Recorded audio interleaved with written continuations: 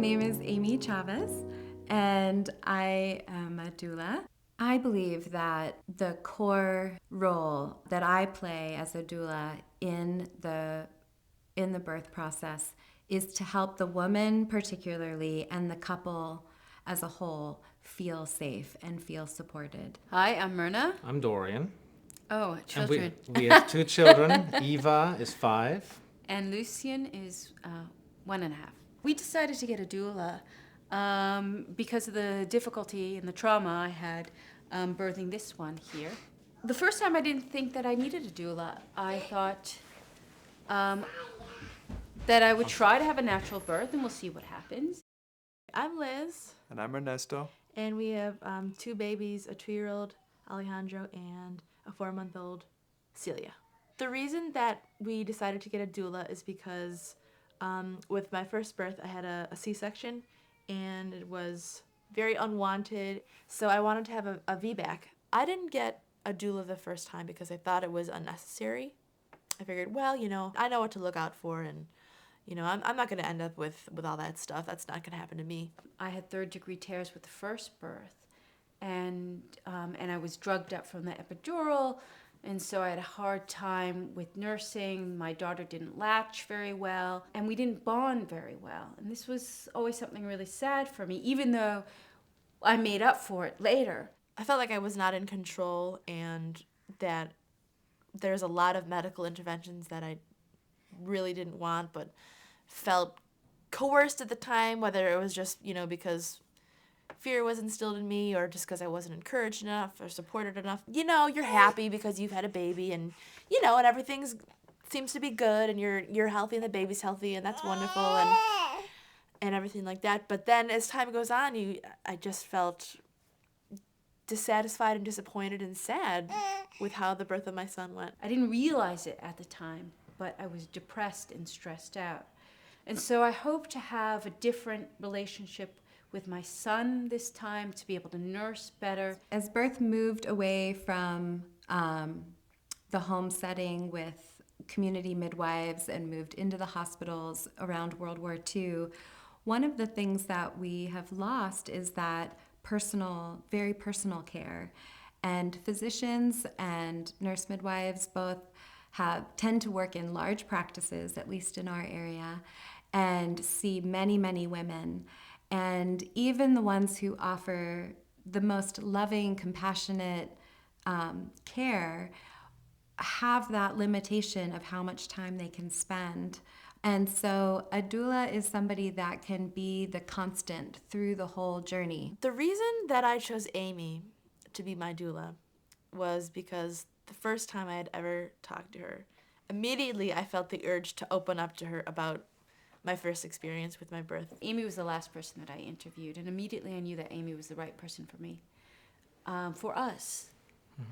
She made me understand what it was about me, what it was that I was afraid of, and what my feelings were about the birth to come. I meet with the woman at least 4 times throughout the pregnancy where we address physical concerns, yoga, some stretches, some things that can help with optimal fetal positioning. Some of the skills and tools that I bring to my doula practice that are very unique are the body work aspect, the massage therapy, the craniosacral work, as well as the somatic trauma resolution work, working with the emotional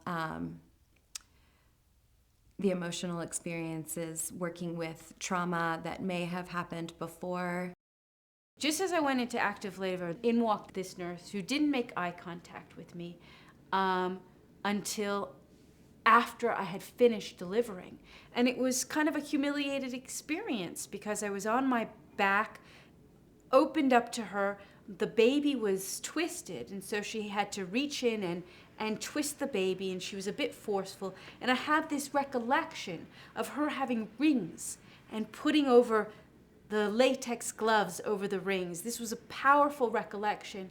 And also this feeling of shame. Shame, can often be a very real experience of trauma. Women can have the somatic experience of trauma can be holding on to trauma from messages that they've received about not being good enough. Why did I end up in a C-section? Like, what did I do wrong, or what should I have known better? I felt incredibly vulnerable and like I was taking too long. I wasn't doing it right.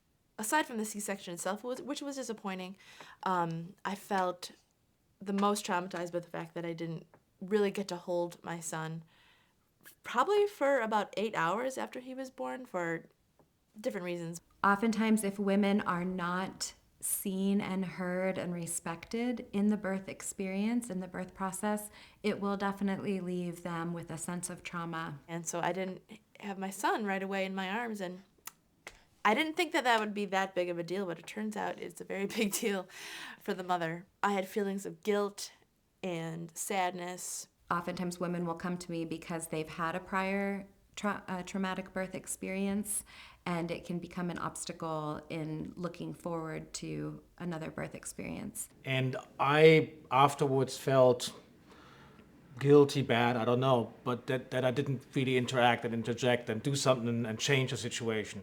Had a doula been there, who does this all the time, I think it would have gone completely differently.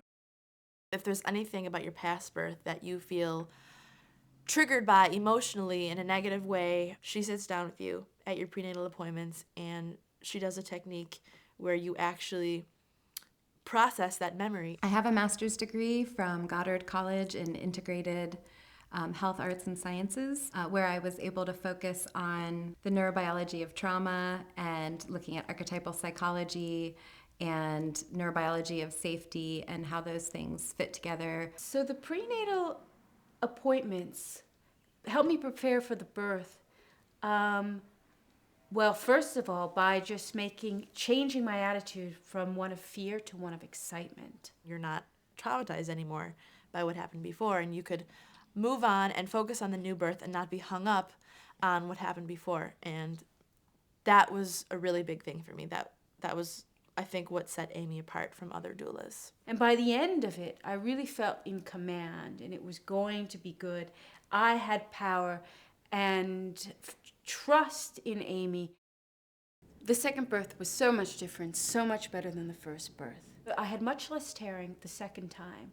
I was up on my feet much faster with the natural birth, had no problems nursing, and bonded with my son magnificently. We do lactation support early on, right after the birth, and then again at a few days postpartum when the milk comes in. My labor lasted 22 hours, so that was kind of a long time. It was very, very painful. But I did it. I had a successful VBAC with the help of Amy. When a woman feels safe and feels supported, then you have the hormonal orchestration that we need to have happen. The woman feels seen, she feels heard, she's able to embrace the vulnerability of the birth process. She's able to open up to that power, open up to the strength of the contractions and let her body do the work that it needs to do to facilitate creation. There was a few times during that 22 hours where I was this close to getting the epidural. Liz was able to manage over 20 hours of pain, and I think a large part of it was due to the excellent work of Amy. She helped me realize, okay, well, that is an option, and if you feel like, you can't go on with this amount of pain, like, because it's stressing, whatever, it's causing too much stress or something, and therefore you're not progressing, then that is an option. But maybe we can try this first before you go for that. Like try, taking a hot shower, taking a hot bath, or moving a little bit more. She basically told Myrna, she told you all the time that you could do it, basically, because you were afraid that you couldn't. And I think just sort of gave you the feeling that this is possible. She didn't phrase it in a way like that you shouldn't get an epidural or anything like that. It was all about what you want and what's going to be best for you at that moment, at that time, for you and your baby and your husband. Because at the end of transition, I thought one of our fears was that you would feel like you can't go through with it, and I was supposed to tell you that. this means it's about over. One thing that was very important was the reminder of that pain in this particular context was something that was positive, and that it indicates that your birth is progressing in the right way. There was a time during my labor after maybe like 15 hours or so that I just kind of stalled out. Contractions pretty much stopped for a couple hours. That had happened in my first birth with my son. And with the first time, it was like, oh, the doctor was like, like, oh, there's something, what's wrong with you? You're not progressing very well. Oh, it's very slow. Ooh, and it was just like this real negative language, totally discouraging. Birth in our culture has become rather institutionalized, and the scope of normal has become very narrow, when in fact the scope of normal is very wide ranged. 15 hours had gone by. I was still in a lot of pain. Still had like a few more centimeters to go.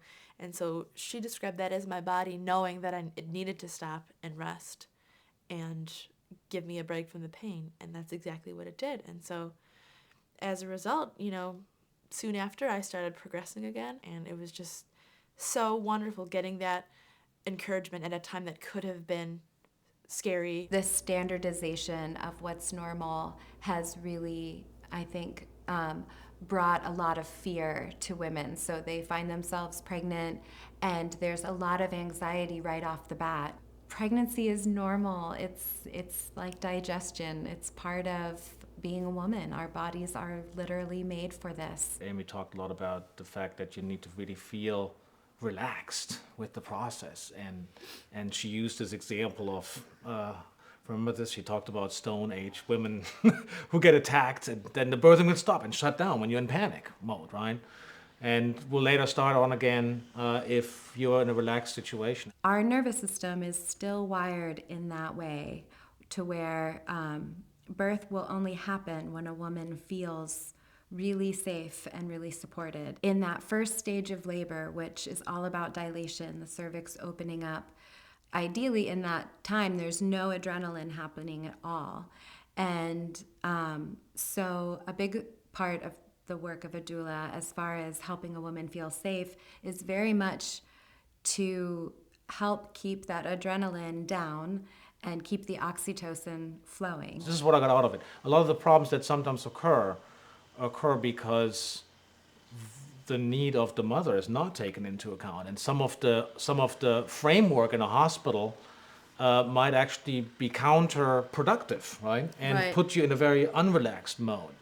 And so it was all about making sure that you address fears, that I help you in the moment, not being afraid and being as relaxed as you possibly can. Amy was just so wonderful at the birth. I had irrational fears of not being able to make it, the baby being stuck. So I needed somebody that I trusted 100%, and that was Amy. And no other doula that I interviewed could have filled that role for me. I really trusted her judgment. And when she said that everything was okay and everything was right and as it should be, I believed her. And she was right. You're being loud. She kind of came to to the bed or to the bathtub or to the process when she was needed, and sometimes she stepped back and let other people do their work or play their role. I think the character traits that make Amy a great doula is her poise and her intuition. There's something different about Amy, something special about Amy. She's really gifted.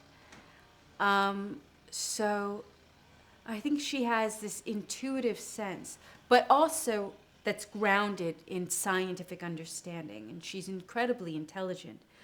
But she also is really warm and makes you feel good in her presence. And she's so invested in it with you, and it doesn't feel like, a detached healthcare professional. One of the misfortunes, I think, in our culture is that things tend to be very black and white and right and wrong, very divided. And in birth, it's very much that way, where we have the midwifery model of care and the medically managed model of care. And oftentimes people locate themselves in one camp or the other, and there's this real sense of right and wrong. And one of the things that I really try to help women and care providers, for that matter, understand is that we all are more empowered when we have access to all the tools and interventions. So there are times when the birth tub is certainly the most appropriate tool, and there are times when an epidural is a very appropriate tool. She's very open to different kinds of views and works with the different personalities. I don't think I could have done it without her. I mean, I'm pretty certain I would have gotten the epidural had Amy not been there. It's very common when I meet couples that first time, especially for the husband to sometimes have concern that if I'm there, he won't know what his role is, or that I will somehow be stepping into his role. And it is very much not the case. I was really glad to have Amy there, and I didn't really feel at all that we got sort of in each other's way, or that there was some sort of rivalry between us. I don't think she diminished my role in any way. My goal in supporting the woman and supporting the couple is to really help support the husband or partner in supporting the woman giving birth. In retrospect, after the first birth, I wish there had been a doula there to help to help guide me in a situation where my mind is completely taken up with something else, right? And that's very stressful for me. I think it's really important that husbands, partners have the opportunity to be with their own emotional experience during the pregnancy. This is their transition too into parenthood. During the second birth, when Amy was there, she put me in the driver's seat, I feel like, even though the driver's seat is really your seat, I guess. But I was much more confident in what I was doing. If I needed some help, I asked her. She sometimes took over and I stepped back, and then I imitated what she was doing, and I felt like I still had a very much active role to play. I would say that you had a more active role to play in the second birth with Amy than you did Right. in the first place. Definitely. Absolutely right. I think so, yeah.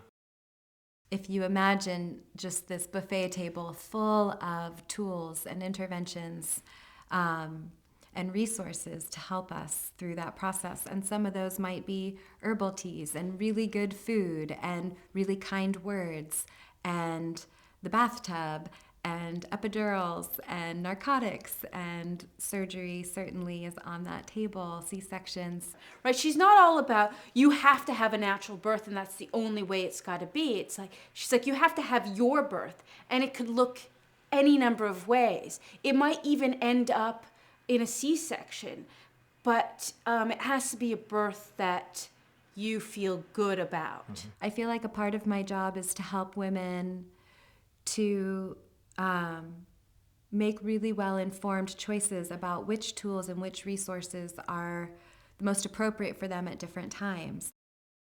I think one of the concerns that people talk about is whether you want to invest money in getting a doula, something we also talked about at some point. And I'd say that in retrospect, that is a no-brainer. It is so worth it, really. It makes everything better. It makes it emotionally better. You bond with your children better. The body takes less damage, and it makes it a less traumatic experience. And I think that's really, really worth it. You know, I knew that it would be, cool to have a natural birth. Like, yeah, I did it. It's an accomplishment. But I didn't realize how life-changing it would be. She's worth every penny, in my opinion, if not more. You can't really, there's a sense in which you can't even put a price on what she does. Compared to our first birth without a doula, it's I don't know, it's a difference like day and night, really. Yeah. It's completely changed everything. I didn't know that the birth experience could be that beautiful. My biggest fears turned out to be a great experience and showed me what kind of strength I had. It was good because I had a natural birth, which is what I wanted. But more than that, my feeling about this birth is so positive and so life affirming that it's just an experience that I continue to draw strength from and continue to feel powerful. I have the privilege of witnessing incredible transformation. I have the privilege of witnessing women accessing strength and will and power that they may not have even known that they had inside of them. Amy made me feel like a warrior, right? And that's an incredibly empowering feeling to have.